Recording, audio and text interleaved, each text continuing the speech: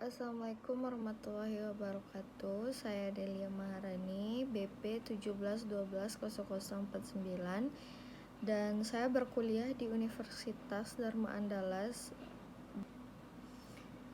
Saya akan menjawab pertanyaan soal ujian tengah semester mata kuliah Etika Bisnis kelas PU1X2.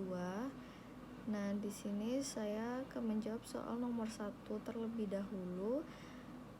Di sini membahas pemerintah, pengadilan, dan pejabat lain ingin mempelajari atau menelusuri sebuah file di web atau komputer online untuk membuka file, dan di sini tidak bisa dikerjakan oleh semua orang. Hanya orang-orang tertentu yang bisa mengerjakan atau mempelajari file dalam pembentukan server yang ada di seluruh dunia. Di sini saya akan menjawab beberapa prinsip etika bisnis menurut Sony Craft. Pertama, prinsip otonomi. Prinsip otonomi adalah sikap dan kemampuan manusia untuk mengambil keputusan dan bertindak berdasarkan kesadaran tentang apa yang dianggapnya baik untuk dilakukan. Dalam etika, kebebasan adalah prasyarat utama untuk bertindak secara etis, karena tindakan etis adalah tindakan yang dalam bahasakan bersumber dari kemauan baik serta kesadaran pribadi. Dapat dilihat di kasus yaitu pemerintah dan pengadilan dan penjabat lain ingin mempelajari dan menelusuri sebuah file di web, hanya perlu melihat server di mana tempat file tersebut disimpan. Prinsip keadilan yaitu diperlakukan secara sama sesuai dengan aturan yang adil, serta dapat dipertanggungjawabkan. Setiap orang kegiatan bisnis perlu diperlakukan sesuai dengan haknya masing-masing agar tidak boleh ada pihak yang dirugikan. Dalam kasus ini, pemerintah, pejabat, dan orang-orang yang ingin mempelajari file tersebut tidak bisa, karena melakukannya harus mempelajari isi dan berbagai server yang ada di seluruh dunia, dan file tersebut sudah di-encrypt dan terpecah dalam suatu cara yang tidak dapat diidentifikasi tanpa orang yang menciptakan tersebut. Jadi di sini hanya orang yang menciptakannya lah yang bisa membuka atau mengerjakan file tersebut mau diapakan, dan tidak bisa sembarang orang walaupun dia pejabat, pemerintah, dan orang-orang hebat lainnya. Yang ketiga yaitu prinsip saling menguntungkan atau mutual benefit principle, menuntut agar bisnis dijalankan sedemikian rupa untuk menguntungkan semua pihak. Kalau prinsip keadilan menuntut agar tidak boleh ada yang dirugikan, prinsip saling menguntungkan positif menuntut hal yang sama, agar semua pihak berusaha untuk saling menguntungkan satu sama lain.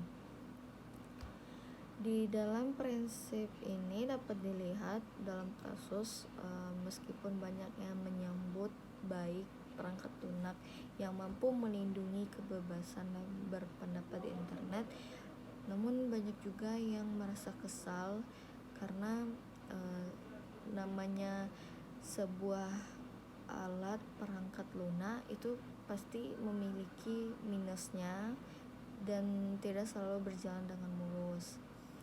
Selanjutnya, prinsip integritas moral, yaitu prinsip yang berdasarkan pada hakikat dan ciri-ciri profesi. Di atas terlihat orang yang profesional adalah juga orang yang mempunyai integritas pribadi atau moral yang tinggi. Oleh karena itu, mereka mempunyai komitmen pribadi untuk menjaga keluhuran profesi, nama baiknya, dan juga kepentingan orang lain maupun masyarakat luas. Di kasus ini, orang yang memiliki file tersebut dapat menemukan kembali dengan mencari di directory website yang telah dihubungkannya dengan Publius, dan Publius akan menyusun kembali file tersebut sesuai permintaannya. Dilanjutkan dengan soal nomor 2, yaitu tentang PT Semindo Gemilang, yaitu perusahaan patungan antara Gamma Group dan perusahaan Singapura WH Investment yang berada di 2 desa, yaitu Desa Dharmasari dan Desa Pamubulan. Di sini sebuah kehadiran pabrik semen, yaitu dia mengakibatkan kerusakan yang dimana masyarakat adat di Kasepuhan Bayah terkena imbasnya. Di sini saya akan memasukkan beberapa prinsip etika lingkungan berdasarkan kasus tersebut. Pertama, ada prinsip sikap hormat terhadap alam. Dapat ditemukan dalam kasus ini yaitu temuan kerusakan lingkungan sumber mata air dan hilangnya akses masyarakat adat terhadap hutan, serta adanya polusi udara dihasilkan dari aktivitas angkutan kendaraan berat tersebut. Aktivitas ini membongkar muatan di dermaga khusus di lokasi yang dulu digunakan nelayan untuk mengambil ikan, dan semenjak ada aktivitas itu masyarakat tidak bisa mengambil ikan lagi. Prinsip kedua yaitu prinsip tanggung jawab moral terhadap alam. Soal tanggung jawab sosial dan lingkungan adalah komitmen perseroan untuk berperan serta dalam membangun ekonomi berkelanjutan guna meningkatkan kualitas kehidupan dan lingkungan yang bermanfaat, baik bagi perseroan sendiri, komunitas adat pun masyarakat pada umumnya. Regulasi ini tentu saja memerintahkan perusahaan untuk bertanggung jawab secara sosial, juga mengharuskan perusahaan untuk menjaga kualitas kehidupan dan lingkungan sekitarnya. Jadi, dalam tanggung jawab moral terhadap alam, manusia dalam perusahaan tersebut harus memiliki komitmen untuk menjaga apa yang dirusaknya atau memperbaiki apa yang dirusaknya, serta masyarakat pun juga tidak merasa sedih atau merasa dirugikan sangat banyak. Dapat dilihat kasus di atas, yaitu untuk menyikapi kerusakan lingkungannya semakin buruk. Tanggal 17 Maret 2019, masyarakat adat yang tergabung dalam Jaringan Masyarakat Peduli Bayah atau JMPB melakukan upaya penyelamatan lingkungan yang menggelar aksi berupa penanaman kembali di daerah tangkapan air di sumber air Cipinang, pembagian bibit pohon, dan pembagian masker gratis. Keempat, prinsip kasih sayang dan kepedulian alam. Prinsip kasih sayang dan kepedulian ini adalah prinsip moral satu arah menuju yang lain tanpa mengharapkan balasan. Di dalam kasus ini disayangkan sekali tidak adanya terdapatnya peduli kasih sayang dan mengharapkan balasan, namun ternyata regulasi ini dijalankan oleh perusahaan sebagai syarat peroperasiannya perusahaan. Prinsip nomor 5 yaitu prinsip tidak merugikan atau prinsip no harm, artinya manusia mempunyai kewajiban moral dan tanggung jawab terhadap alam. Paling tidak manusia tidak akan mau merugikan alam dengan melakukan kerusakan yang dapat membahayakan alamnya. Masyarakat adat pun tidak mau memiliki kerusakan di dalam lingkungannya atau di dalam desanya, baik dilakukan oleh masyarakat itu sendiri maupun dari luar.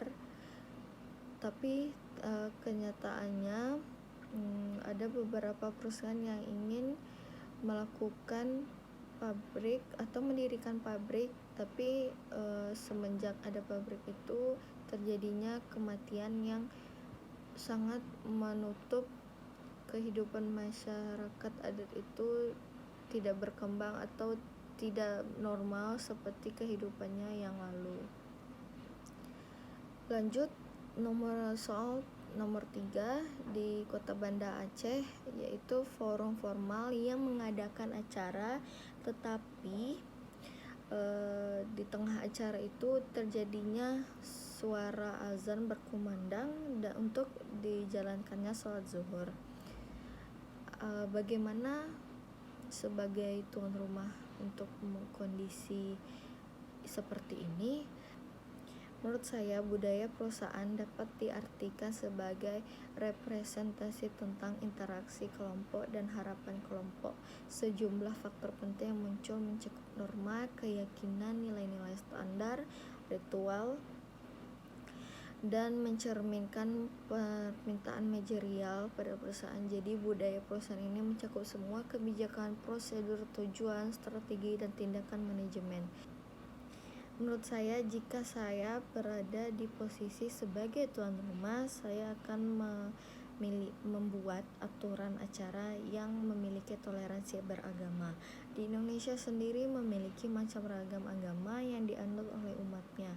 Jika dalam Islam wajib mengerjakan sholat wajib 5 waktu, seharusnya dikasih jeda untuk umat yang beragama Islam untuk mengerjakan sholat zuhur. Dan apabila suatu acara ini tidak diberikan waktu jeda pada waktu sholat, acara itu bisa dikatakan sebagai acara yang tidak profesional. Sedangkan dalam perusahaan yang ada di acara itu multinasional di Indonesia. Sekian hasil pendapat saya dari 3 soal tersebut. Mohon maaf apabila banyak kesalahan dan hanya kesempurnaan milik Allah. Terima kasih. Assalamualaikum warahmatullahi wabarakatuh.